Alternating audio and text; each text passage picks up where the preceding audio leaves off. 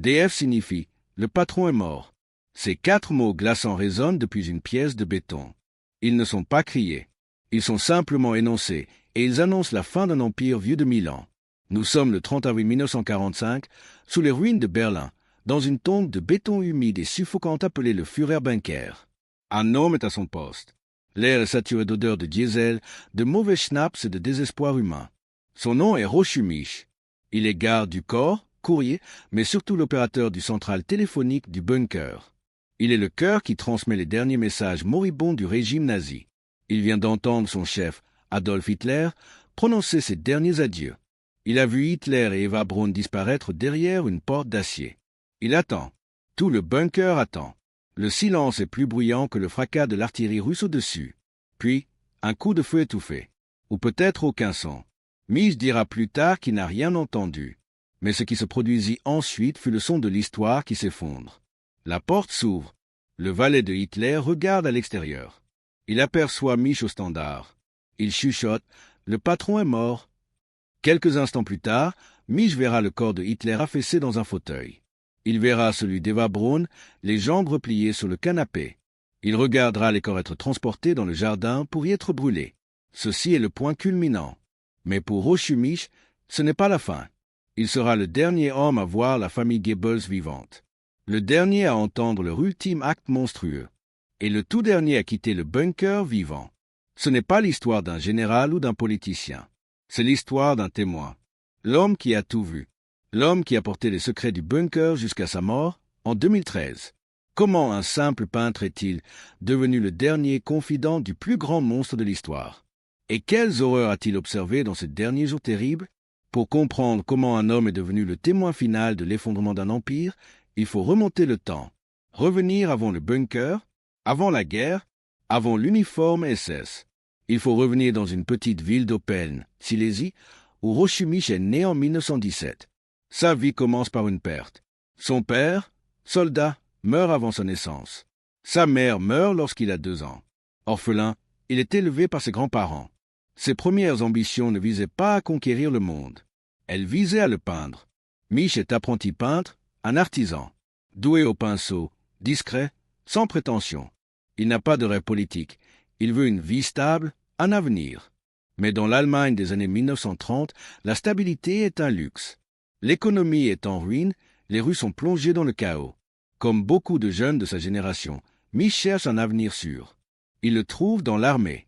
En 1937, il rejoint la SS Verfügungstruppe, SSVT, une unité qui deviendra plus tard la tristement célèbre Waffen-SS. Pour lui, ce n'est pas un choix idéologique. Il affirmera plus tard ignorer les objectifs sombres du parti. Pour lui, c'est un métier, un uniforme élégant, un salaire sûr, un but. Physiquement solide, loyal, au casier impeccable, il est exactement le type recherché. Il participe à l'invasion de la Pologne en 1939. Il combat. Il est blessé à la bataille de Mlawa, touché à la poitrine. Il reçoit la croix de fer de 2e classe.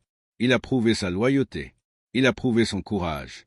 Et cette confrontation avec la mort va changer son destin.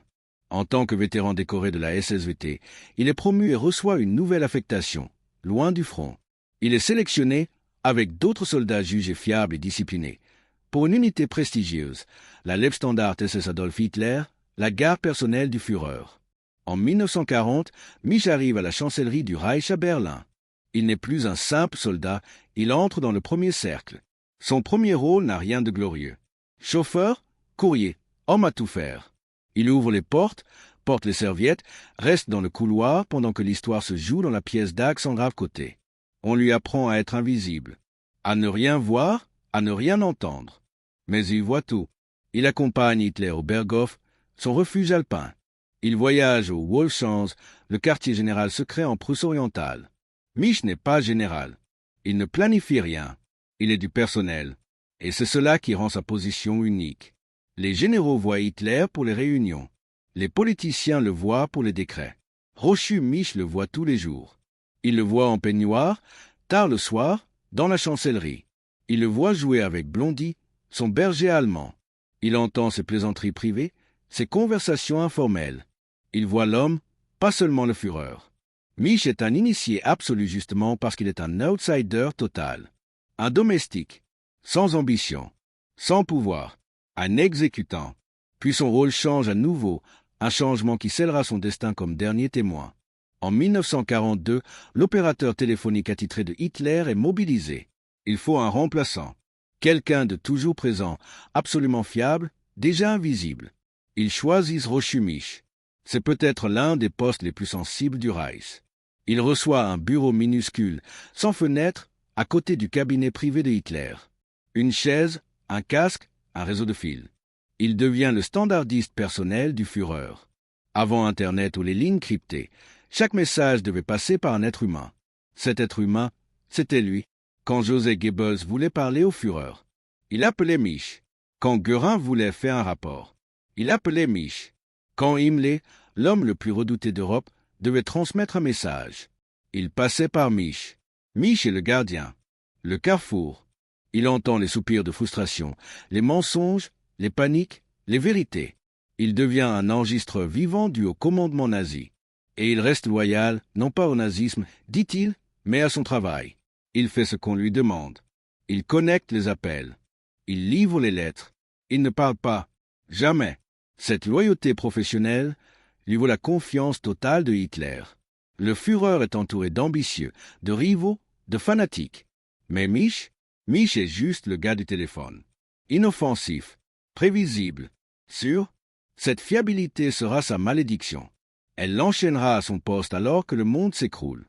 En 1944, la guerre est perdue. Le débarquement a réussi. L'armée rouge était un raz-de-marée, écrasant tout sur son passage depuis l'Est. L'Allemagne était en train d'être écrasée à mort. Le monde de Hitler commençait à se rétrécir. Il quitta ses refuges de montagne. Il abandonna ses quartiers forestiers. Les Alliés réduisaient Berlin en ruine depuis le ciel. L'armée rouge avançait au sol. Le Führer, l'homme qui avait commandé l'Europe entière, n'était plus qu'un animal acculé, et il fut contraint de se terrer sous terre. En janvier 1945, tout le cercle rapproché de Hitler, son personnel, ses généraux, ses secrétaires descendit dans un complexe de béton à 15 mètres sous le jardin de la chancellerie du Reich. Ils l'appelèrent le Führerbunker, et Rochumich, l'homme du téléphone, y descendit avec eux. On lui donna un nouveau standard dans une minuscule pièce, tout en bas des escaliers. Son poste était placé stratégiquement entre les quartiers privés de Hitler et la salle de conférence principale. Il était, une fois encore, au centre absolu de la toile d'araignée. Mais ce n'était pas le Berghof. Ce n'était pas un palais. Le Führerbunker était une tombe. C'était une boîte de béton à 2 niveaux, froide, humide, étouffante. L'air vibrait du grondement constant du générateur diesel qui fournissait la seule lumière et le seul air respirable. Les murs suintaient d'humidité. L'odeur était un mélange de diesel, de sueur et de nourriture avariée. L'atmosphère était un mélange surréaliste de routine et de folie. Au-dessus du sol, le monde s'effondrait. L'armée rouge était désormais dans les faubourgs de Berlin. La ville brûlait. Le sol tremblait jour et nuit sous le tonnerre de l'artillerie soviétique. Le bunker lui-même se soulevait et retombait sous l'impact des bombes les plus puissantes. Mais en bas, dans le bunker, Hitler exigeait la normalité. Des généraux arrivaient, l'uniforme couvert de poussière provenant de voitures bombardées, pour informer Hitler d'armées qui n'existaient plus. Il se penchait sur des cartes, déplaçant des divisions imaginaires, pendant que Mich, assis à son standard, écoutait. Il écoutait alors que les appels devenaient plus désespérés, plus frénétiques, plus pathétiques. Un général en première ligne hurlant pour des munitions, des renforts, n'importe quoi. Un maire implorant des ordres d'évacuation qui ne viendraient jamais. Un commandant SS signalant que les Russes étaient désormais à 2 rues. Et Mich, avec sa voix professionnelle et calme, répondait « Le Führer est en conférence » ou « Je vais essayer de vous connecter ». Il connectait des appels vers des fantômes. Il relayait des messages d'effondrement total pour ensuite entendre Hitler, dans la pièce voisine, planifier une grande contre-attaque censée sauver Berlin. Le décalage était total. Mais le bunker n'était pas seulement rempli de soldats. Il était devenu une maison étrange et dysfonctionnelle. Eva Braun, la maîtresse de longue date de Hitler, avait sa propre chambre. Elle avait une ligne directe reliant sa chambre au standard de Mich. Elle l'appelait à toute heure, demandant à être mise en relation avec Hitler ou simplement pour bavarder. Elle l'appelait Mich en utilisant le tutoiement amical. Il était son lien avec un monde extérieur qui n'existait plus, un monde désormais réduit à quelques dizaines de personnes dans une boîte de béton. Il était la voix amicale, l'homme qui n'était pas un fanatique, l'homme qui représentait encore un semblant de normalité. Et puis il y avait les enfants. Dans l'une des décisions les plus bizarres et tragiques de la guerre, Joseph Goebbels, ministre de la propagande, avait installé toute sa famille dans le bunker. Sa femme Magda et leurs 6 jeunes enfants, Helga, Hild, Helmut, Old et Daeid. Les enfants, tous âgés de moins de 13 ans, étaient un rayon de lumière dans cet enfer de béton. Ils étaient inconscients de leur situation. Ils jouaient dans les couloirs étroits. Ils chantaient des chansons pour Oncle Adolphe. Ils se rassemblaient autour du standard de Rochu Mich. Mich était lui-même père. Sa femme Gerda et sa fille Brigitta se trouvaient quelque part dans la ville en flammes. En voyant les enfants Goebbels, il voyait les siens. Il les laissait jouer avec le casque. Il leur parlait. Il l'adorait. Il était un moment de gentillesse dans un monde de monstres. Cette gentillesse, ce lien humain, deviendra bientôt la source de son pire cauchemar. La tension dans le bunker atteignait son point de rupture. Nous étions le 20 avril, le 56e anniversaire de Hitler, le dernier de son vivant. Les derniers dignitaires du haut commandement arrivèrent pour lui présenter leur respect. Göring, Himmler, Speer. Ils vinrent au bunker, offrirent leurs félicitations, mangèrent du gâteau, puis s'enfuirent. Un par un, ils trouvèrent des excuses pour quitter Berlin, abandonnant leur fureur à son destin. Rochu Mich, à son standard, était l'homme qui organisait leurs derniers appels, leurs dernières voitures, leurs dernières sorties. Il voyait littéralement les rats quitter le navire qui sombrait. Puis survint la grande trahison. D'abord un message de Hermann Göring, qui avait fui vers le sud. Un télégramme. S'appuyant sur un décret de 1941, Göring annonçait que, puisqu'Hitler était piégé à Berlin, c'est lui, Göring, qui devenait le nouveau Führer. Hitler explosa. Il entra dans une fureur noire, criant trahison. Il ordonna l'arrestation de Göring. Il le dépouilla de tous ses titres. Mich entendit les cris. C'est lui qui dut transmettre les messages ordonnant l'arrestation.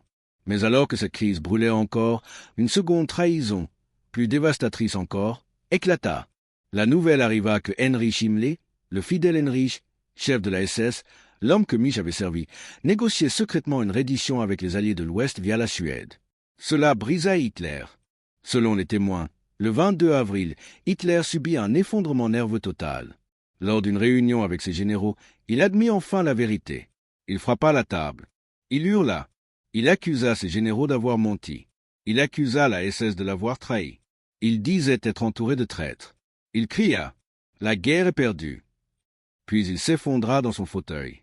Un homme brisé. Il annonça qu'il resterait à Berlin, qu'il ne fuirait pas, qu'il mourrait dans la capitale. Pour tous dans le bunker, c'était la fin. L'envoûtement était brisé. L'homme qu'ils avaient suivi, qu'ils avaient vénéré, avait abandonné. Le bunker se divisa en 2 groupes. Ceux qui pouvaient partir, partirent. Secrétaires, adjoints et membres du personnel reçurent la permission de tenter de rejoindre l'Ouest. Mais Rochu Mich ne partit pas. Il était soldat, membre de la garde. Son devoir était de rester à son poste. Sa loyauté envers Hitler ou simplement envers son travail était absolue. Il resta assis à son standard, écoutant l'étau de l'armée rouge se resserrer sur le centre-ville. Les appels devinrent plus courts, plus désespérés. Ils sont dans la rue voisine. Ils sont à la gare. Ils sont à la chancellerie, juste au-dessus. Le bunker n'était plus un quartier général. C'était un cercueil. Et Rochu Mich, l'opérateur téléphonique, en était désormais le chroniqueur des derniers souffles. La fin n'était plus dans des semaines ou des jours. Elle était dans des heures. La déclaration de Hitler, la guerre est perdue, je resterai pour mourir, changea tout. Le sortilège qui avait maintenu le Troisième Reich pendant 12 ans se brisa. Le Führerbunker changea avec lui.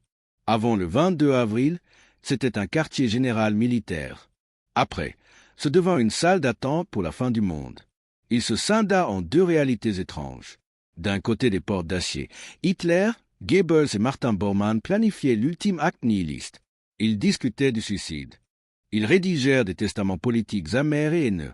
À l'autre extrémité, dans le bunker supérieur, dans les cantines et les couloirs, un autre type de folie prit le dessus. Le chef ayant renoncé, le personnel renonça lui aussi. Un humour noir, frénétique et désespéré apparut. Les derniers agitateurs, secrétaires et gardes, qui avaient vécu sous une discipline intense et terrifiée, craquèrent soudain. Les réserves furent ouvertes. Le champagne le plus raffiné, le cognac le plus rare, les cartons de cigarettes furent consommés dans une fête ininterrompue.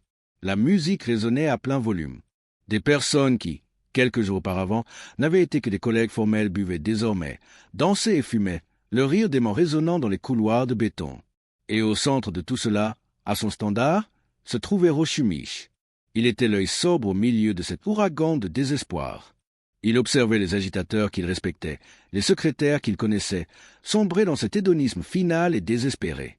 Lui, il restait un soldat. Il restait en service. Pourtant, son travail était devenu surréaliste. Il ne reliait plus les généraux au front. Le front se trouvait désormais dans le jardin, à 15 mètres au-dessus de sa tête.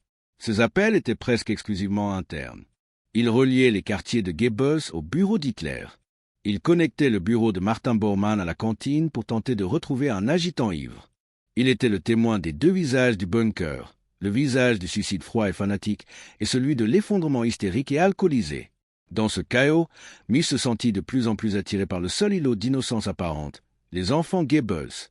Lui-même père, rongé d'inquiétude pour sa propre épouse et son enfant resté dans la ville, il voyait les 6 enfants, menés par l'aîné, Helga, 12 ans, jouer dans le couloir juste devant son standard. Il chantait des chansons pour les soldats. Il posait des questions à Mich en jouant avec son casque. Il voyait leur mère, Magda Goebbels, comme une figure froide et distante. C'était une fanatique, loyale à Hitler d'une manière qui semblait transcender sa propre humanité.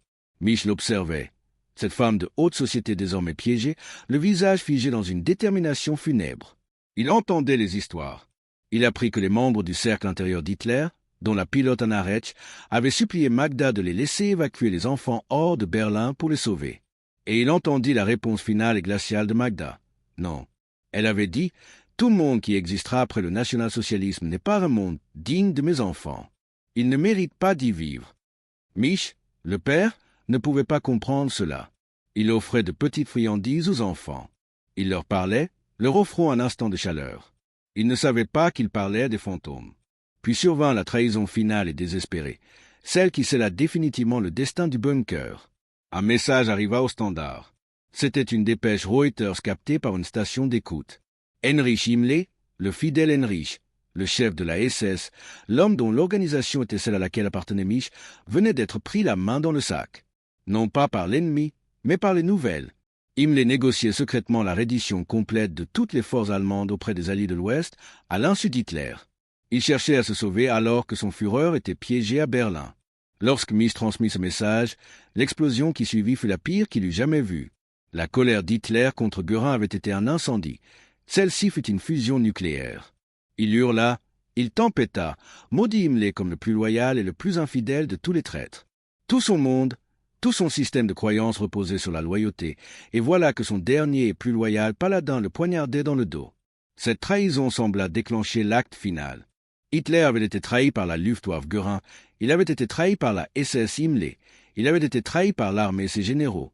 Une seule personne s'était montrée complètement et sans ambiguïté loyale. Une seule avait voyagé du sud de l'Allemagne jusqu'à la ville en flammes de Berlin pour être à ses côtés jusqu'à la fin, Eva Braun. Dans la nuit du 28 avril, alors que l'artillerie soviétique faisait trembler le sol, Hitler annonça sa décision finale. Il allait récompenser la loyauté d'Eva Braun. Il allait l'épouser. Le bunker fut plongé dans une activité surréaliste. Ce n'était pas un ordre militaire, c'était un mariage. On trouva un conseiller municipal, Walter Wagner, un simple fonctionnaire du parti nazi qui, à ce moment-là, combattait dans une unité du Volkssturm à quelques rues de là. On le tira de son trou, couvert de poussière, et on le conduisit dans le bunker. Rochumiche observa tout depuis son standard, situé à quelques mètres. Il les vit s'assembler dans la petite salle des cartes. Hitler dans sa veste d'uniforme noir, Eva Braun dans une robe de soie sombre. Joseph Goebbels et Martin Bormann furent les témoins. Wagner, le fonctionnaire terrorisé, célébra la cérémonie. C'était un mariage civil rapide et lugubre. Il leur demanda s'ils étaient de pure ascendance aryenne. Ils répondirent oui. Ils échangèrent les alliances. Et juste comme ça, vers minuit 30 du 29 avril, Eva Braun devint Eva Hitler. Mich les vit ressortir. Un petit et pathétique petit déjeuner de mariage fut servi. Du champagne fut versé. Hitler, qui ne buvait jamais, en but une gorgée. Il parla du bon vieux temps. Il semblait calme, détaché. Sa décision était prise. Mais la nuit n'était pas terminée. Le mariage était un acte personnel. Le prochain serait politique. Hitler fit venir sa plus jeune secrétaire, Trude Ginge. Il lui restait une dernière chose à faire. Il allait rédiger son testament. Ginge, une femme d'une vingtaine d'années, prit son carnet et le suivit dans sa salle de conférence privée. Pendant plusieurs heures, Hitler, d'une voix calme et monotone, dicta son testament privé et politique. Mich, à son poste, les vit entrer. Il vit la porte se fermer. Il était le témoin dans la pièce voisine. Hitler dictait du venin pur. Il attribuait toute la guerre, une guerre qu'il avait lui-même déclenchée au judaïsme international. Il fulminait contre les traîtres. Il excluait officiellement Göring et Himmler du parti nazi. Il définissait un nouveau gouvernement pour un pays qui n'existait déjà plus. Puis il annonça sa décision privée. « Ma femme et moi choisissons la mort pour échapper à la honte de la capitulation. » Marié depuis moins d'une heure, il planifiait déjà la mort de son épouse. À l'aube du 29 avril, le bunker était écrasé par cette certitude finale. Le mariage avait eu lieu. Le testament était rédigé. Il ne restait plus qu'une seule chose à faire. Mais Hitler avait un problème. Il possédait les capsules de cyanure. Elles avaient été fournies par la SS par Himmler, et Hitler était désormais consumé par une paranoïa nouvelle. Et si Himmler, le traître ultime, lui avait donné de fausses capsules? Et si ce n'était pas du poison, mais un somnifère? Et s'il était capturé vivant, inconscient, et exhibé dans une cage à Moscou? Il devait les tester. Il fit appeler son médecin personnel, le docteur Stumpfeger. Il fit appeler son maître-chien, le sergent Fritz Tornow. Et il fit appeler son compagnon le plus aimé, le plus loyal dans le bunker, son berger allemand, Blondie. Rochumich connaissait ce chien. Tout le monde connaissait Blondie. Le chien était une présence constante, le symbole du côté soi-disant humain d'Hitler. Mich avait vu Hitler jouer avec elle, la nourrir, la choyer. Le docteur Stumpfeger reçut l'ordre d'administrer l'une des capsules de cyanure au chien. Ils emmenèrent Blondie dans la petite salle de bain donnant sur le couloir principal. Le sergent Tornow lui maintint la gueule ouverte. Le médecin écrasa l'ampoule de verre dans sa bouche. L'effet fut instantané. Mich dira plus tard qu'il entendit un bref jappement. Le chien s'effondra, mort sur le coup. Hitler, qui n'était pas dans la pièce, fut informé. Le poison était efficace. Il aurait été inconsolable. Il se retira dans sa chambre et ferma la porte. Pour le reste du bunker, ce fut le véritable signal. La fête cessa. Les rires hystériques s'éteignirent. Si Hitler pouvait tuer son chien, il pouvait se tuer lui-même. Ce n'était plus un exercice. C'était la fin. L'horreur n'était pas terminée. Blondie avait récemment mis bas une portée de chiots qui se trouvait également dans le bunker. Dans son nihilisme glacial, Hitler donna un nouvel ordre. Le maître-chien, Tornow, devait emmener les chiots et son propre chien personnel dans le jardin de la chancellerie et les abattre. Mich entendit les coups de feu étouffés par les détonations de l'artillerie. Le dernier fragment de vie dans le bunker venait d'être éteint. Le 29 avril glissa vers le 30. Le bunker était désormais une cocotte minute de terreur silencieuse et pure. Mich était à son poste, mais presque tous les téléphones étaient morts. Les lignes vers le monde extérieur avaient été coupées une par les bombardements. Le Reich ne mesurait plus que la taille de cette boîte de béton. Puis une dernière information cruciale arriva, probablement par radio. Benito Mussolini, l'allié d'Hitler, son ami, avait été capturé par des partisans italiens. Lui et sa maîtresse avaient été fusillés, puis leur corps suspendu tête en bas à une station-service de Milan pour être insultés et profanés par la foule. Cette nouvelle scella la décision finale d'Hitler. Il ne serait pas capturé. Son corps ne deviendrait pas un spectacle. Il donna son dernier ordre militaire. Il parla à son aide de camp, Otto Günz. Il avait besoin d'essence. Günz et le chauffeur personnel d'Hitler, Erich Kanka, furent envoyés dans une mission désespérée et suicidaire. Ils devaient monter dans le jardin de la chancellerie, qui était sous le feu direct des mitrailleuses et de l'artillerie soviétique, pour trouver des véhicules abandonnés ou détruits. Ils siphonnèrent essence après essence, bidon par bidon, jusqu'à rassembler près de 200 litres. Rochumich les observa. Il vit les gardes et SS transporter les lourds bidons, non pas vers l'extérieur du bunker, mais vers l'intérieur. Ils furent stockés près de la sortie de secours menant au jardin. Mich, le peintre silencieux, l'opérateur téléphonique, savait exactement ce qu'il regardait. Il voyait un bûcher funéraire. Le matin du 30 avril arriva. L'atmosphère n'était plus à la panique. Elle était calme, résolue. Hitler prit un dernier déjeuner frugal de pâtes. Vers 14h30, l'ordre fut donné. Le Führer allait faire ses adieux. Le personnel fut rassemblé dans le couloir étroit.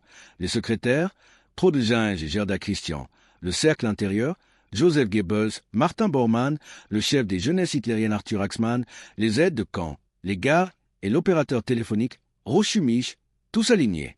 Hitler sortit de sa chambre privée. C'était un homme voûté et gris, les mains tremblantes. Avec lui se trouvait son épouse depuis seulement 40 heures, Eva Hitler. Il descendit la ligne, un par un. Il serra la main de chacun. Il les regarda dans les yeux. Il dit très peu de choses. Lorsqu'il arriva devant Rochumich, l'homme qui avait relié ses appels pendant des années, son ombre invisible, Hitler se contenta de hocher la tête. Il lui serra la main. Un dernier adieu silencieux. Mich les regarda s'éloigner. Hitler et Eva Braun retournèrent dans leur chambre privée. Un aide de camp ferma la lourde porte d'acier derrière eux. Rochumich fit quelques pas et revint à son standard. Il s'assit. Son poste n'était qu'à quelques mètres de cette porte fermée. Et il attendit. Rochumich resta à son poste. Le bunker était silencieux. L'ensemble du complexe, rempli d'aides, de médecins et de gardes, retenait son souffle. Le seul son perceptible était la vibration sourde du générateur diesel et le tonnerre lointain mais régulier des obus soviétiques. Le regard de Mich était fixé sur la porte d'acier de l'antichambre privée d'Hitler. Il n'était qu'à quelques mètres. Combien de temps attendit-il? 10 minutes? 20? Dans ce tombeau de béton, le temps n'avait plus de sens. Puis le silence se brisa. Une agitation se fit entendre dans le couloir. Heinz Lange, le valet personnel d'Hitler, apparut. Il avait un visage de panique maîtrisé. Il s'approcha de la porte d'acier fermée. Il hésita, puis il l'ouvrit. Lange entra. Il ne resta qu'un instant. Il ressortit, le visage livide, et referma la porte. Il fit quelques pas et trouva Martin Bormann, le puissant chef de la chancellerie, qui attendait. Lange se pencha et murmura quelque chose à Bormann. Puis quelqu'un, Mich ne sut jamais qui, peut-être Bormann, peut-être Lange, se dirigea vers la salle de conférence où étaient rassemblés les aides de camp. Et c'est alors que Rochumich, ainsi que tout le bunker, entendirent les 4 mots qui mirent fin à une époque. Der Führer ist tot. Le chef est mort. L'effet ne fut ni la panique, ni le chaos. Ce fut l'engourdissement, la chose qu'ils attendaient. L'événement qui les tenait tous captifs venait d'arriver. Mich resta à son poste. Ce n'était pas son rôle d'enquêter. Son rôle était de répondre au téléphone. Quelques instants plus tard, la porte d'acier s'ouvrit à nouveau. Cette fois, Lange, Bormann, Goebbels et quelques autres pénétrèrent dans la pièce. La porte resta ouverte. De son siège, Mich pouvait voir à l'intérieur. Il décrivit plus tard la scène d'une voix plate, sans émotion, comme un homme encore en état de choc. Il vit Hitler affaissé, penché en avant sur l'accoudoir du canapé. Il s'était tiré une balle dans la tempe droite. Une flaque de sang s'étendait sur le tapis. À l'autre bout du canapé, Eva Hitler, anciennement Eva Braun, était assise, les jambes repliées sous elle. Ses yeux étaient ouverts. Elle était morte. Elle avait pris du cyanure. Un pistolet gisait au sol près des pieds d'Hitler, mais elle ne l'avait pas utilisé.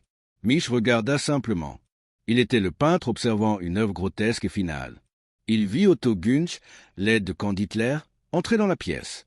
Il les regarda envelopper la tête d'Hitler dans une couverture pour cacher la terrible blessure de sortie. Puis commença l'évacuation non pas du bunker, mais des corps. Les gardes SS, sur ordre de Günch, soulevèrent le corps d'Hitler. Il était enveloppé dans une couverture grise de campagne. Ils le portèrent devant Rochumich, qui était toujours assis à son standard. Il vit le corps de son Führer, l'homme qu'il avait servi pendant 6 ans, être transporté dans l'escalier. Puis ils revinrent. Martin Bormann en personne souleva le corps d'Eva Hitler. Il la porta comme on porte une mariée, devant Mich, puis monta les escaliers. Mich entendit leurs lourds pas dans l'escalier en béton. Il les entendit ouvrir la porte de sortie de secours. Il entendit le claquement soudain des mitrailleuses soviétiques dans le jardin au-dessus. Et puis il le sentit. Une nouvelle odeur, écœurante et sucrée, descendit dans le bunker, se mêlant aux fumées de diesel. C'était l'odeur de l'essence. Et c'était l'odeur de la chair brûlée. Les gardes SS, debout dans un cratère d'obus, avaient versé les 200 litres d'essence sur les corps et y avaient mis le feu. Hitler était parti. Mich resta à son poste. Son travail était terminé. L'homme qu'il avait été engagé pour servir n'était plus qu'une colonne de fumée noire dans le jardin de la chancellerie. Mais un nouveau drame, encore plus sinistre, était sur le point de se dérouler. Hitler étant mort, Le nouveau Führer de l'Allemagne, conformément à son testament politique, était Joseph Goebbels. Son règne allait durer moins d'une journée. Mich regarda Magda Goebbels, le visage pâle et figé, conduire ses 6 enfants de leur petite chambre du bunker vers la pièce principale. Les enfants étaient en chemise de nuit. On leur avait dit qu'ils allaient recevoir une injection, un vaccin pour les protéger des bombes et des maladies. Rochu Mich, leur père adoptif de circonstance, les observait. Il connaissait ces enfants. Il avait partagé ses rations avec eux. Ils avaient joué à côté de sa chaise. Il les regarda pendant que leur mère et le médecin personnel de Hitler, le docteur Stumpfegger, les conduisaient un par un dans une pièce privée. L'aînée, Helga, 12 ans, se méfiait. Elle était intelligente. Elle savait que quelque chose n'allait pas. Des témoins rapportèrent une légère lutte. Elle s'était débattue, mais elle n'était qu'une enfant. Magda Goebbels et le médecin furent efficaces. Un à un, ils donnèrent à chaque enfant une boisson droguée pour les endormir. Puis, une fois qu'ils dormaient, ils écrasèrent une ampoule de cyanure dans leur bouche. Helga, Hilde, Helmut, Holda, Edda, Edrin. En l'espace de 20 minutes, les 6 enfants du bunker étaient morts. Mich ne vit pas cet acte final, mais il vit ce qui suivit. Il vit Magda Goebbels sortir de la pièce. Son visage était gris. Comme de la pierre, dit Mich. Elle ne pleurait pas. Elle ne parlait pas. Elle marchait comme un automate jusqu'à sa chambre. Un peu plus tard, il la vit jouer au solitaire, seul dans sa pièce. Son esprit, son humanité, s'était éteint. L'horreur avait atteint son comble. Joseph Goebbels, le Führer d'un jour, n'avait plus aucune raison de vivre. Son chef était mort. Ses enfants étaient morts. Goebbels et sa femme Magda passèrent calmement devant le standard de Rochu Mich. Ils ne dirent pas au revoir. Ils étaient déjà des fantômes. Ils montèrent l'escalier menant au jardin de la chancellerie, le même jardin où le corps de Hitler fumait encore. Ils ne voulaient pas être brûlés. Ils avaient un autre plan. Ils resteraient fidèles jusqu'au bout. Ils suivraient l'exemple de leur Führer, mais à leur manière. Ils se tinrent dans le jardin, au milieu d'une guerre mondiale, tandis que des obus soviétiques explosaient autour d'eux. Ils ordonnèrent à leur adjudant SS d'accomplir une dernière tâche. Ils prirent du cyanure et, alors que le poison faisait effet, l'adjudant leur tira une balle dans la tête. Leurs corps furent ensuite brûlés. Dans le bunker, Rochu Mich était presque complètement seul. Le Führer était mort. Eva était morte. La famille Goebbels était morte. Bormann, les adjudants, les secrétaires, tous préparaient désormais une fuite massive. Leur nouveau plan était de quitter le bunker, tenter de percer les lignes soviétiques et de s'échapper de Berlin. La fête morbide était terminée. Il ne restait plus que la panique animale. Ils formèrent des groupes. Le général Monk, commandant militaire, organisa le premier groupe. Trodelgänge, la secrétaire de Hitler, les rejoignit. Ils prirent des armes, de la nourriture, de l'eau. Ils vinrent voir Rochu Mich, toujours à son standard. « Mich, viens avec nous. C'est fini. Nous tentons de sortir. » Et Rochu Mich répondit « Non. » Il était soldat. On ne l'avait pas relevé de son poste. Sa loyauté envers un homme mort ou envers l'idée abstraite du devoir était absolue. Il était l'opérateur du standard téléphonique. Il resterait à son poste. Il regarda le premier groupe courir dans l'escalier et disparaître dans le chaos berlinois. Un deuxième groupe se forma, davantage de généraux, davantage de personnel. De nouveau, ils le supplièrent. « Mich, c'est de la folie. Tu vas mourir ici. » Mais encore une fois, il dit non. Sa loyauté était devenue absurde. Il était opérateur téléphonique dans un bâtiment vide, sans personne à appeler, entouré d'un million de soldats ennemis, et il refusait de quitter sa chaise. Il resta seul pendant des heures. Le bunker était devenu un tombeau. Le générateur diesel, à court de carburant, s'arrêta. Les lumières s'éteignirent. Seule la lumière de secours restait, projetant de longues ombres terrifiantes. Le silence régnait. L'artillerie s'était arrêtée un instant, puis un nouveau bruit. Des pas, des bottes lourdes venant d'au-dessus. Pas du jardin de la chancellerie elle-même. Les soviétiques étaient dans le bâtiment. Mich comprit enfin. Son devoir était terminé. Il n'y avait plus personne à servir. Il fit une dernière chose. Il était, après tout, un professionnel. Il retira son casque d'écoute et le posa soigneusement sur le standard. Il lissa son uniforme. Il monta l'escalier, quitta le bunker inférieur et gagna le bunker supérieur. Il passa devant la chambre des enfants, désormais un mausolée. Il passa devant le réfectoire jonché des restes de la dernière fête. Il marcha vers la sortie, vers les ruines de la chancellerie. Il était le dernier homme. Tous les autres étaient morts ou avaient fui. Il sortit à la lumière du jour. C'était le 2 mai 1945. La lumière l'aveugla. Après des mois sous terre, c'était une douleur physique. La ville, sa ville, n'existait plus. Ce n'était plus une ville, c'était un paysage infernal de ruines déchiquetées et de fumée noire. Il fut immédiatement capturé par les soldats soviétiques. Pour les Russes, trouver un homme en uniforme SS impeccable sortant du bunker personnel du Führer, c'était comme découvrir une créature mythologique. Ils ne crurent pas son histoire. Rochu Mich, l'homme qui voulait simplement être peintre, devint le prisonnier le plus précieux et le plus suspect du monde. Il fut envoyé à Moscou, emprisonné à la terrible Loubianka et interrogé personnellement par les plus hauts chefs de la police secrète de Staline. Le problème était simple, les soviétiques avaient trouvé des corps brûlés dans le jardin, mais ils étaient méconnaissables. Staline ne croyait pas à la mort de Hitler. Il pensait à un stratagème, un sosie. Il était convaincu que Hitler avait fui et que Rochu Mich, le téléphoniste personnel, savait où il se cachait. Mich leur dit la vérité. Il parla du suicide, des corps, de l'essence. Ils ne le crurent pas. Ils pensaient que sa loyauté était si profonde qu'il continuait de protéger son Führer. Ils le torturèrent. Ils le frappèrent. Ils l'isolèrent. Ils mirent en scène de fausses exécutions. Pendant 9 ans, Rochu Mich fut détenu dans un goulag soviétique, un camp de travaux forcés, simplement parce qu'il avait été le dernier homme, le dernier témoin. Il fut libéré en 1953 après la mort de Staline. Il retourna dans un Berlin divisé, une ville qu'il ne reconnaissait plus. Il était un homme hors du temps, un fantôme d'une époque que tout le monde voulait oublier. Et que devient un homme qui a vu la fin du monde? Rochu Mich ne fit pas de tournée. Il ne chercha pas la célébrité. Il fit ce que le peintre en lui avait toujours su faire. Il retrouva sa femme, Gerda. Il reconstruisit sa vie. Il ouvrit une petite boutique, une entreprise de peinture et de décoration. Pendant les 50 années suivantes, Rochu Mich mena une vie tranquille et anonyme. Mari, père, petit commerçant. Ses voisins à Berlin n'avaient aucune idée que l'homme qui leur vendait du papier peint était celui qui avait pris les derniers appels d'Adolf Hitler. Il parlait rarement de la guerre. Il emporta ses secrets avec lui. Au fil des années, les autres survivants du bunker moururent. Trodezinge, Otto Günch, les adjudants. Un par un, les témoins se turent, jusqu'à ce qu'il ne reste plus qu'un seul homme, Rochu Mich, l'opérateur téléphonique, le dernier témoin vivant de la folie du bunker du Führer. Il mourut en 2013, à l'âge de 96 ans. Il était le dernier homme. Il avait vu le Reich de 1000 ans commencer, et il fut le dernier à éteindre la lumière.